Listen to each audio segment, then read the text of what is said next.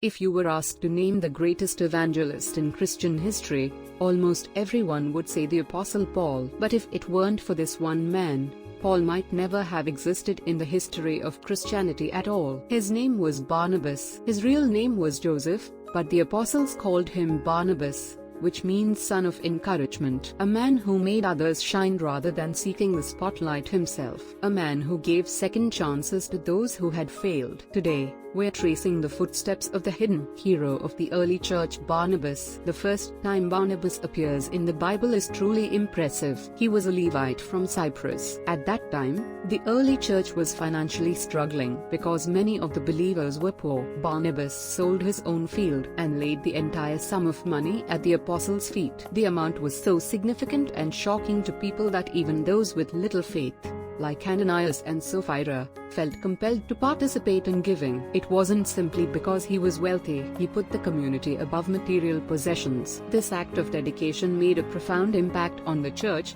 and it became the defining moment that led to him being recognized as an important leader later on. A leader who showed through actions rather than words. That was the first glimpse of who Barnabas was. Barnabas's greatest achievement was discovering and nurturing talent. When Saul, the man who had been arresting Christians, converted and came to Jerusalem, all the disciples were afraid of him and avoided him. He's a spy. We can't trust him. No one would even meet with him. At that moment, Barnabas was the only one who took Saul's hand. He brought Saul to the apostles and personally vouched for him, explaining how Saul had encountered Jesus. Thanks to Barnabas putting his reputation on the line, Saul was finally able to enter the church community. But that's not all. Later, when Saul had retreated to his hometown of Tarsus and was being forgotten, Barnabas, who had become the lead pastor of the church in Antioch, traveled all the way to Tarsus to bring him back. For an entire year, they ministered together, and Barnabas established Saul as his co-pastor. In a position where he could have been the main character,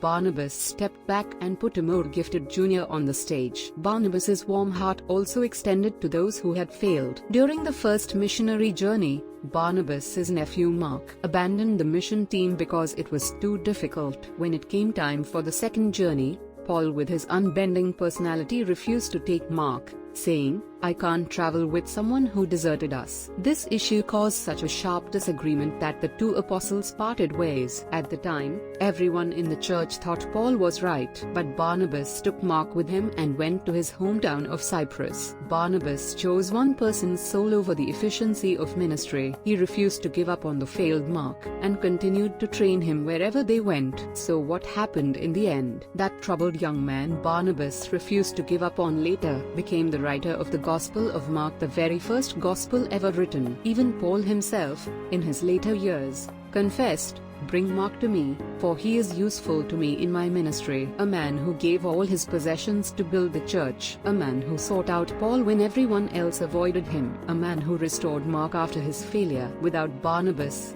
half of the New Testament might never have been written. The leadership of encouragement that makes others shine. Isn't that exactly what we need most today?